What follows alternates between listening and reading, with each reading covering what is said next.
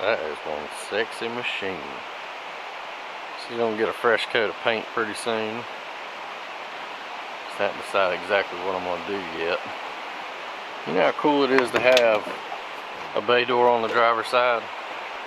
I tell you, that's probably one of my favorite, absolutely favorite things about this rig is that door on the driver and passenger side.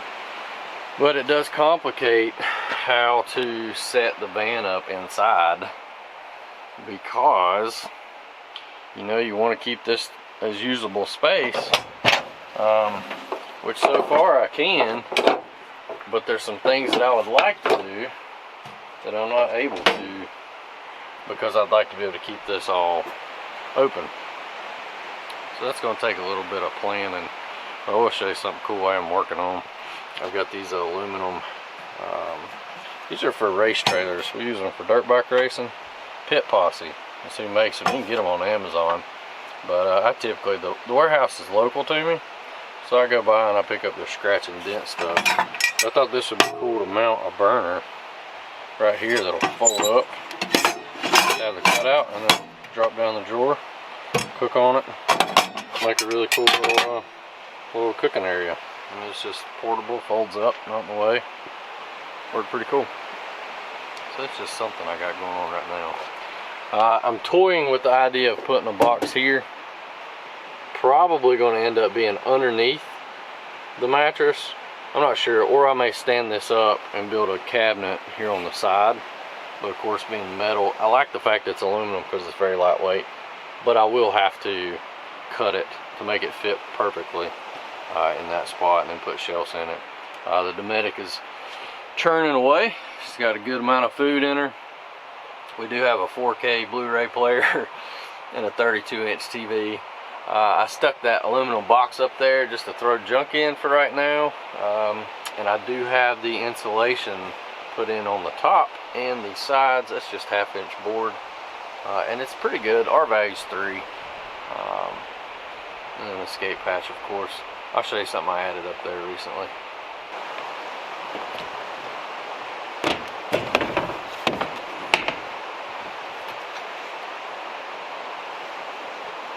So here's something cool that I added. I put 2 of these ATV boxes. They're for the rear cargo rack. For a 4-wheeler. They're low profile and didn't stick up very much. And they've got the pneumatic shocks on them, so I can just put, you know, random stuff that maybe I don't want to be in the actual cab of the van, and it frees up some space. So I've got 2 of those up here. I may add a 3rd, but I've got this much room, just quite a bit, and then the 250-watt solar panel up front, which is more than adequate with the 20-amp charger currently. But I do have another one of those if I decide to use it. And I'll give you one more little life hack. These are memory foam bath mats, and they're from Bargain Hunt, which are all over the country, but they're $3 a piece. Is that $3? And the cool part is about these G series is they essentially fit perfect over the window. So you get a little bit of insulation factor, but more importantly, you got privacy, and it's $3. Slap a couple magnets on it, it stays in place, and then you're good to go. So there's your little tip. The G-Wagon 17 by 24 memory foam bath mat will fit 1, 2, 3 of the windows that you have in the back cab area. In my case, it'll fit 4 of them, which is cool. So groovy tip. One of the other little pieces that I added was this drop-down table, also from Pit Posse. Let me get it down here. It just folds down, just extra cooking space or whatever.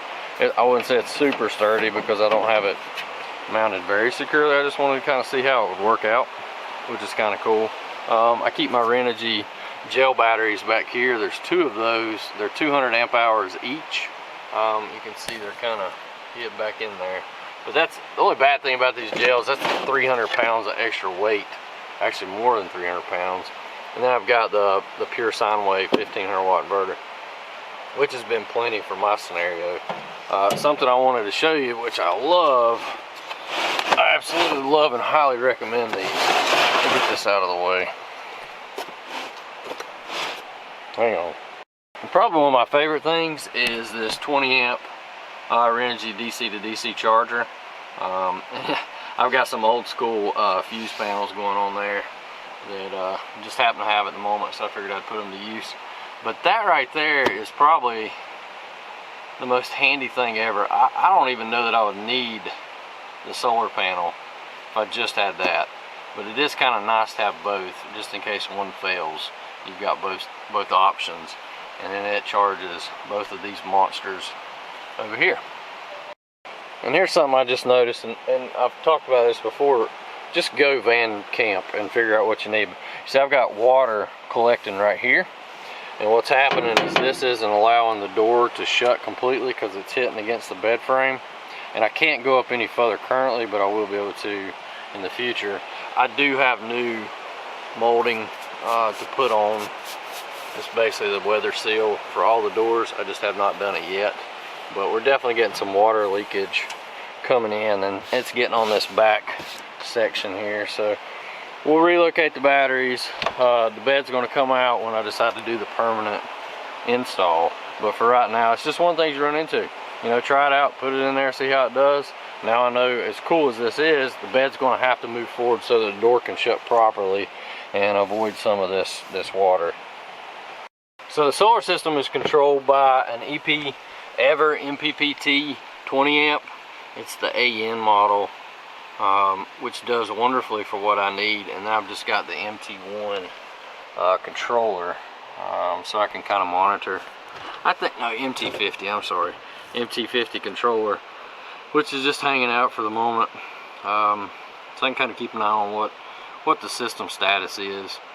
And typically the only thing that gets ran constantly is the Medic, and this thing really does not draw. Once it gets cool, I mean, you're talking 2-3 amps, so it's not a heavy power draw whatsoever. Looks like somebody just joined the party. I believe that's the infamous Bobby Darrin. So everybody's getting set up at camp.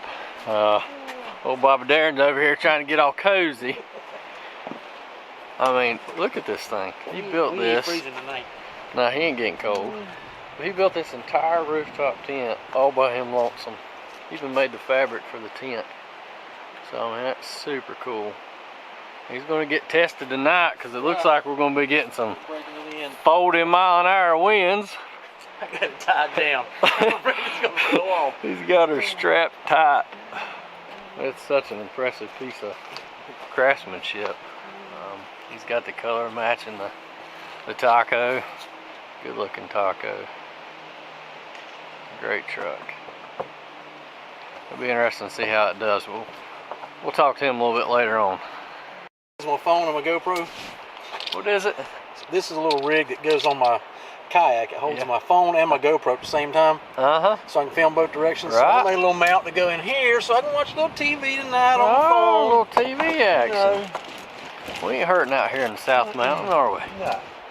Got a light rack up there. Some insulation. Is that Reflectix you're using? That is Reflectix. Yeah. Got his cushion.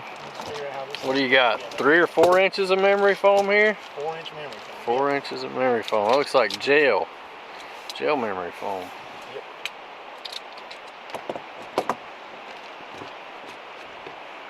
Really a cool setup.